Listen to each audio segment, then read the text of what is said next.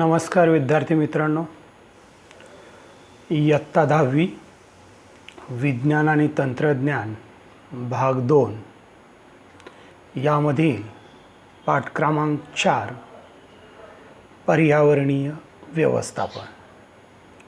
विद्यार्थी मित्रांनो, याच्यामध्ये काही घटक हे या धड्यामधील वगळण्यात आलेले आहेत, म्हणजे ते तुम्हाला मार्च 2021ला परीक्षेमध्ये येणार नाहीत। आता सर्वसाधारणपणे हे जे घटक आहेत त्याच्यामध्ये सुरुवातीला थोडे आठवा, विचार करा व सांगा, हे जे 2 घटक आहेत ते वगळण्यात आलेले आहेत।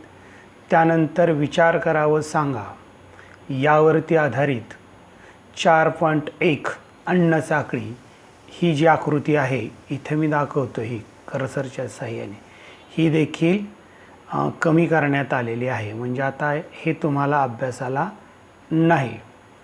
आता या पुढचा घटक आहे परिसंस्था, हा मात्र तुम्हाला परीक्षेसाठी आहे। याच्यावर तुम्हाला व्याख्या सांगा किंवा लिहा परिसंस्था असा प्रश्न विचारला जातो। तर सुरुवातीला आपण परिसंस्थेची काय व्याख्या आहे ती व्याख्या अभ्यासणार आहोत। पहा, जैविक आणि अजैविक घटक तसेच त्यांची परस्परांशी होणारी आंतरक्रिया हे सर्व मिळून परिसंस्था तयार होते। तर ही आहे परिसंस्थेची व्याख्या। जैविक आणि अजैविक घटक तसेच त्यांची परस्परांशी होणारी आंतरक्रिया, म्हणजे जैविक घटक म्हणजे सर्वसाधारणपणे वनस्पती असतील, प्राणी असतील, काही सूक्ष्मजीव असतील, आणि अजैविक घटक त्याच्यामध्ये तापमान असेल, हवा असेल, पाऊस असेल, माती असेल, दगड असतील, हे अजैविक घटक। तर जैविक घटक आणि अजैविक घटक तसेच त्यांची परस्परांशी होणारी आंतरक्रिया हे मिळून काय तयार होतं? परिसंस्था तयार होते। तर ही जी काही परिसंस्था आहे या परिसंस्थेत प्रत्येक घटकाची भूमिका महत्त्वाची असते। पहा, तर आपल्याला माहीत आहे परिसंस्था कशी तयार होते, जैविक व अजैविक घटक मिळून परिसंस्था तयार होत असते। आणि मग या परिसंस्थेमध्ये असणारे जेवढे पण काही घटक आहेत त्याच्यामध्ये जैविक घटक असतील किंवा अजैविक घटक असतील, तर त्या प्रत्येक घटकाची काय असते, महत्त्वाची अशी भूमिका असते। पहा, आता याच्यामध्ये अन्न निर्मिती करणारे, आता अन्न निर्मिती कोण करतं आपल्याला माहीत आहे, वनस्पती करतात, आणि सर्वजण वनस्पतीवरती अन्नासाठी अवलंबून असतात। तर अन्न निर्मिती करणाऱ्या वनस्पती उपयुक्त असतात। त्यानंतर त्यांना खाणारे जे काही शाकाहारी प्राणी आहेत, शाक म्हणजे वनस्पती आणि आहारी म्हणजे ज्यांचा आहार वनस्पती आहे, असे प्राणी जे आहेत त्यांना शाकाहारी प्राणी असं म्हटलं जातं। तर याच्यामध्ये हरिण असेल, शेळ्या मेंढ्या असतील, गाई म्हशी असतील, घोडे उंट असतील, हे शाकाहारी प्राणी देखील महत्त्वाचे असतात। त्यानंतर यांना खाणारे जे मांसाहारी प्राणी आहेत ते मांसाहारी प्राणी देखील तितकेच महत्त्वाचे असतात। वाघ, सिंह यासारखे हिंस्र प्राणी सुद्धा तितकेच महत्त्वाचे असतात। त्यानंतर निसर्गात आढळणाऱ्या अळ्या असतील, अस्वच्छ ठिकाणी आढळणारे जीवजंतू असतील, वाळवी असेल, शेणातील किडे असतील, यांचा सुद्धा खरंच उपयोग असतो का, असा प्रश्न आपणास कधीतरी पडत असेल। पण हे जीव घाणेरडे वाटले तरी अतिशय महत्त्वाचे आहेत। ते मुख्यतः निसर्गाची साफसफाई करतात। पहा, तर विद्यार्थी मित्रांनो, परिसंस्थेमध्ये प्रत्येक घटकाची भूमिका महत्त्वाची असते। तर याच्यामध्ये आपण सुरुवातीला उत्पादक पाहिले. उत्पादक म्हणजे हरित वनस्पती, अन्न निर्माण करणाऱ्या वनस्पती, त्यानंतर शाकाहारी प्राणी, त्यानंतर मांसाहारी प्राणी, आणि हे सगळे मृत्युमुखी पडल्यानंतर त्यांच्या शरीराचं विघटन करणारे जीवजंतू, वाळी, किडे, अळ्या हे सुद्धा महत्त्वाचे आहेत. म्हणजेच आपल्या भोवती असणाऱ्या या घटकांमुळेच आपले अस्तित्व आहे, हे नीट लक्षात ठेवायचं.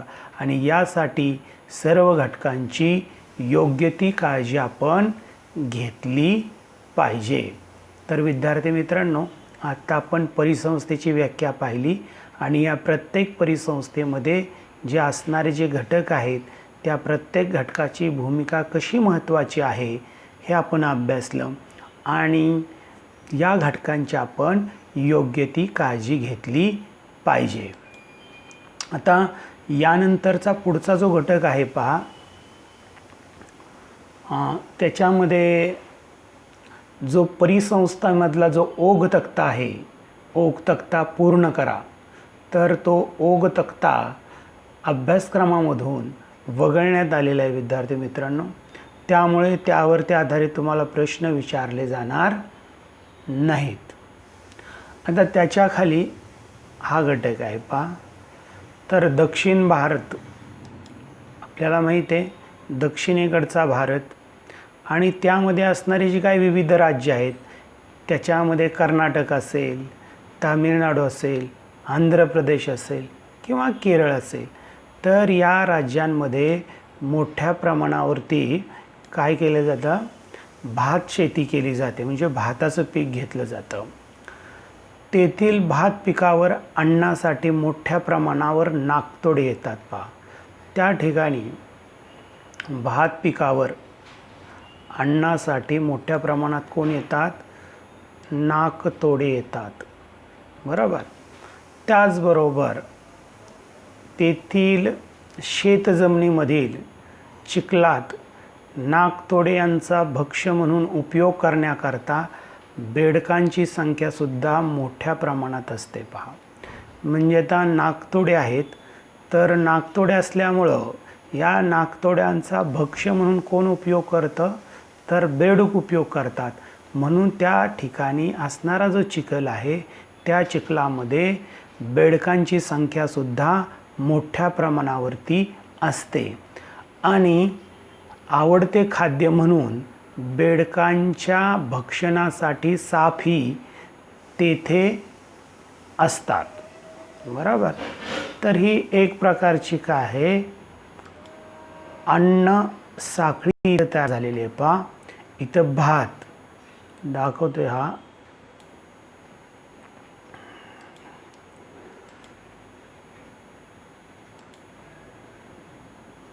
हा भात किंवा भात शेती.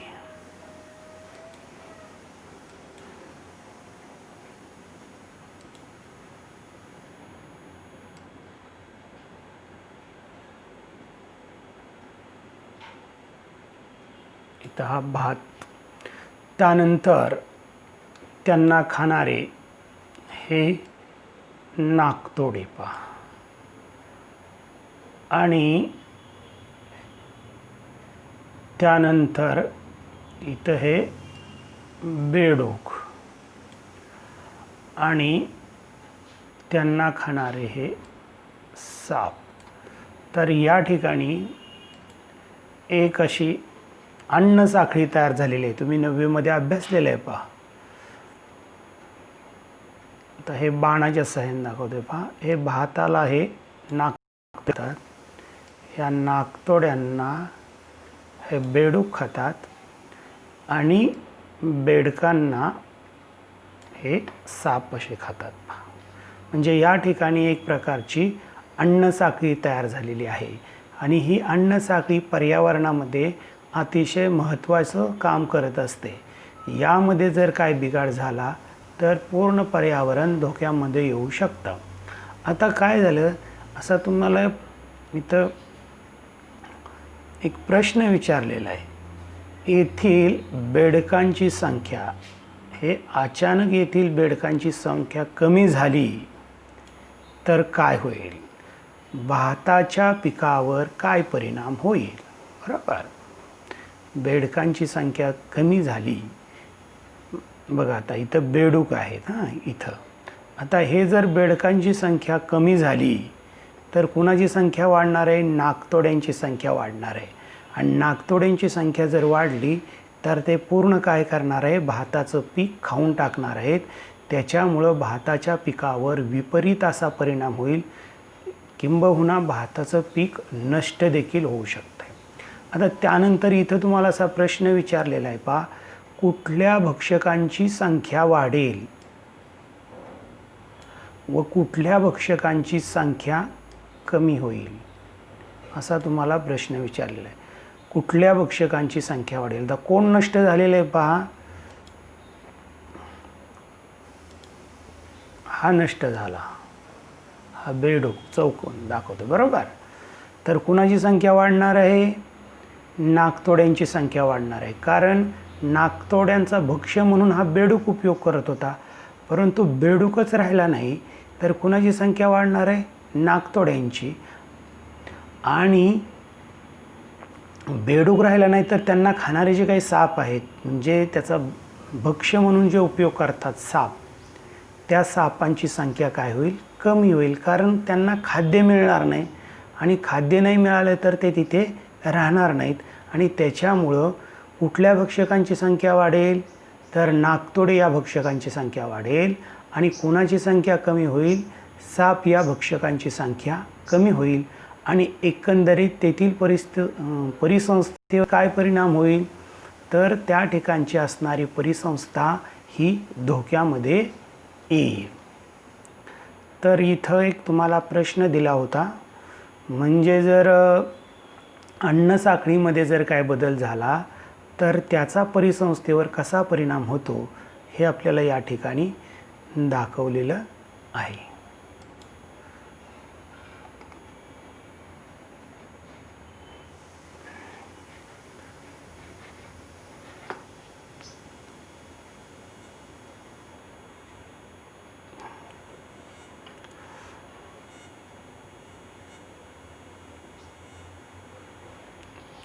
तर विद्यार्थी मित्रांनो, इथं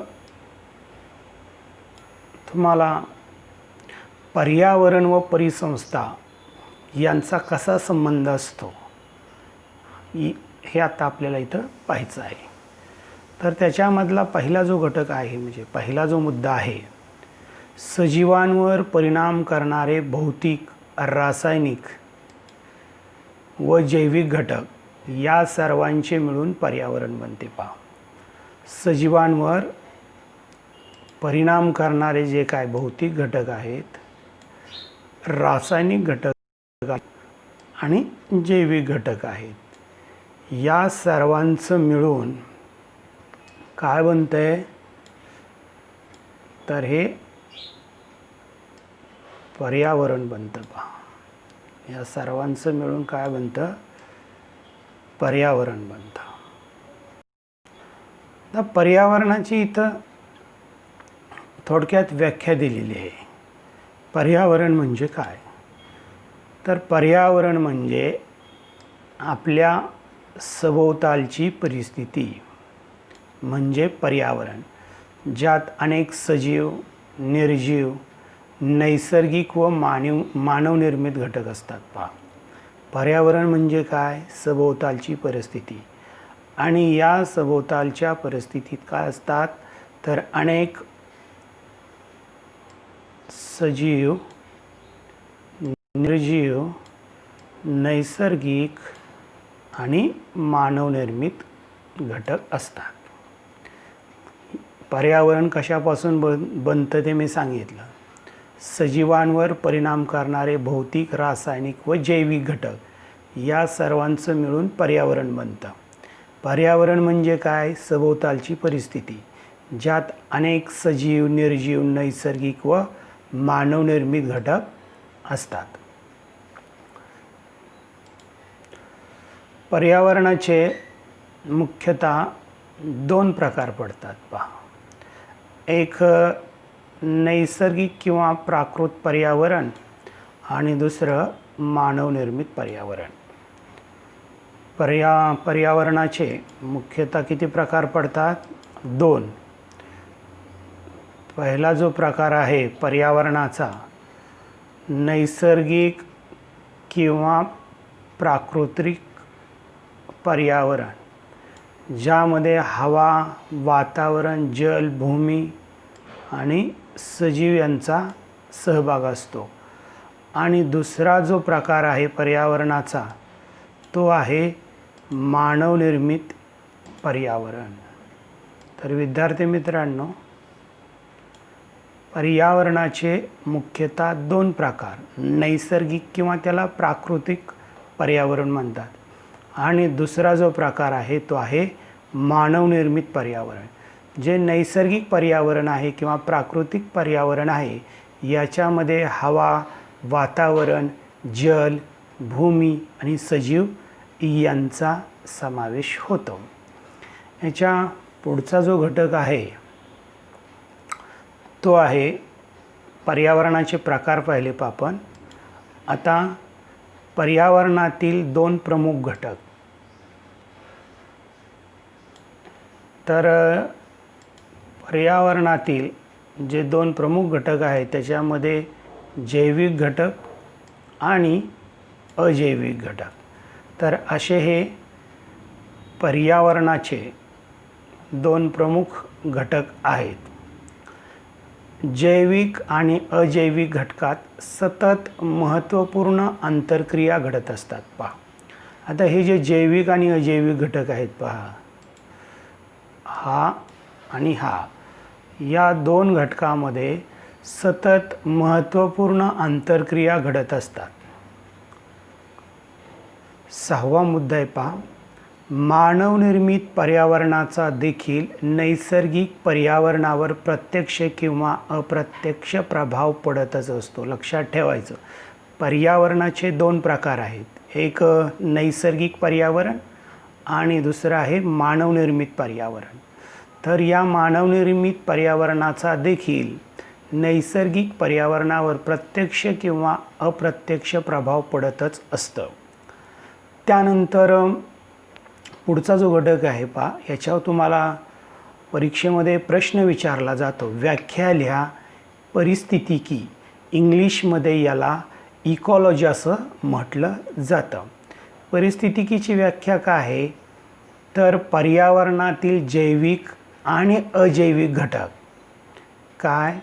पर्यावरणातील हे जैविक आणि हे अजैविक घटक आणि यांच्यातील आंतरसंबंधाचा अभ्यास करणारं शास्त्र किंवा अभ्यास म्हणजे परिस्थितिकी होय. पर्यावरणातील जैविक आणि अजैविक घटक आणि यांच्यामध्ये जो काय आंतरसंबंध असतो, या आंतरसंबंधाचा अभ्यास करणं म्हणजे परिस्थितिकी होय. त्यानंतर पुढचा जो घटक आहे परिसंस्था, हे आपण सुरुवातीलाच अभ्यासलेलं आहे. परिस्थितिकीचा अभ्यास करण्यासाठी वापरले जाणारे मूलभूत कार्यात्मक एकक म्हणजे परिसंस्था. पर्यावरणात अनेक परिसंस्थांचा समावेश होतो, हे आपण 9वीमध्ये अभ्यासलेलं आहे. तर एखाद्या निश्चित भौगोलिक क्षेत्र व्यापणाऱ्या प्रदेशावरील जैविक आणि अजैविक घटक आणि त्यांच्यातील आंतरक्रिया या दोन्हींनी परिसंस्था बनते, हे आपण पाहिलेलं आहे. त्यानंतर इथं जो 10वा घटक आहे,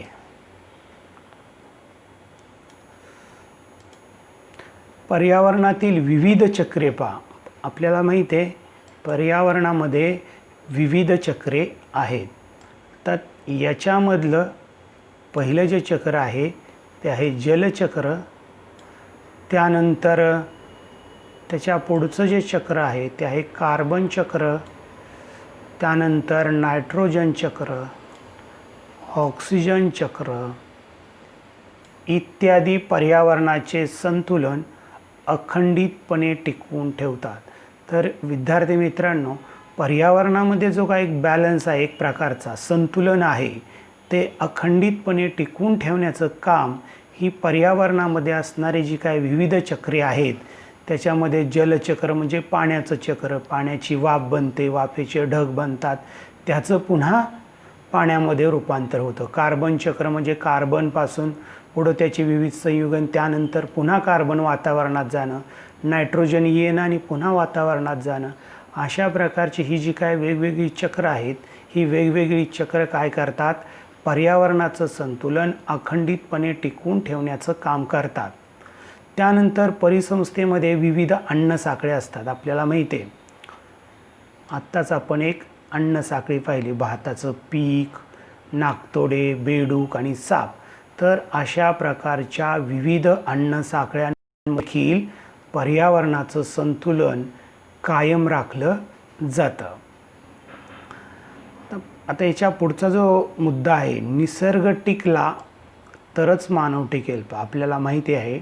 आणि त्यामुळं नैसर्गिक पर्यावरणाचा समतोल बिघडू न देता, जे काही नैसर्गिक पर्यावरण आहे याचा जो काही समतोल आहे, तो समतोल बिघडू न देता त्याचं जतन केलं तर आपण मानव पृथ्वीवर टिकून राहू. लक्षात ठेवा, कशासाठी अभ्यासायचं आहे, तर पर्यावरणाचा समतोल जर बिघडला तर आपला निभाव पृथ्वीवर लागणार नाही. नैसर्गिक पर्यावरणाचा समतोल बिघडू न देता त्याचं जतन केलं तर आपण मानव पृथ्वीवर टिकून राहू.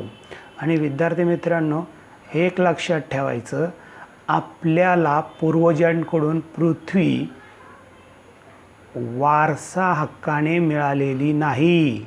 म्हणजे पूर्वजांकडून आपल्याला ते वारसा हक्काने मिळालेली नाही, तर ती पुढच्या पिढीकडून आपल्याला कशी मिळालेली आहे, उसनवार मिळालेली आहे. उसनवार म्हणजे उसनी मिळालेली आहे आणि उसनी घेतलेली आपल्याला जसंच्या तसं द्यावं लागतं. म्हणजे असं समजायचं नाही की आपल्याला पृथ्वीची जी आहे पूर्वजांकडून वारसा हक्काने मिळालेली आहे, तर ती पुढच्या पिढीकडून आपल्याला उसनवार मिळालेले आहे. म्हणूनच आपल्यासाठी आणि आपल्या पुढच्या पिढीसाठी पृथ्वी सांभाळून ठेवली पाहिजे. तर विद्यार्थी मित्रांनो, आज आपण परिसंस्था म्हणजे काय, त्यानंतर एक अन्नसाखळी अभ्यासलेली आहे, त्यानंतर परिस्थितिकी अभ्यासलेली आहे, आणि त्यानंतर जे काय वेगवेगळे घटक आहेत याच्यामध्ये परिस्थितिकी असेल, परिसंस्था असेल, पर्यावरण व परिसंस्था याचा संबंध कसा आहे याचा सविस्तर अभ्यास केलेला आहे. तुम्ही घरी परिसंस्था तिची व्याख्या वहीमध्ये लिहून काढा आणि पाठ करा. त्यानंतर परिस्थितिकी याची व्याख्या लिहा आणि पाठ करा.